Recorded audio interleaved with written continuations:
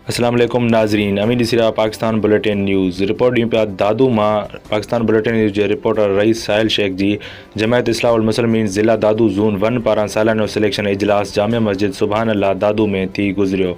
जंहिंमें जमायत इस्लाह वल मुस्लिमीन सूबा सिंध जे सदर काज़ी मशहूद अहमद कुरैशी, नायब सदर अब्दुल्ला खोकर, जनरल सेक्रेटरी मखदूम मोहम्मद आज़िम ऐं मुआविन सदर मुश्ताक अहमद सुमरो ख़सूसी शिरकत कई। उन मौके ते सूबाई उहिदेदारनि गॾियल मुशावरत सां जमायत उल इस्लाम वल मुस्लिमीन ज़िला दादू ज़ोन 1 जे साल 2022 लाइ नई बॉडी जो इंतख़ाब कयो, जंहिं मुताबिक़ सदर मुनीर अहमद अब्बासी, सीनियर नायब सदर ग़ुलाम अब्बास सेंच,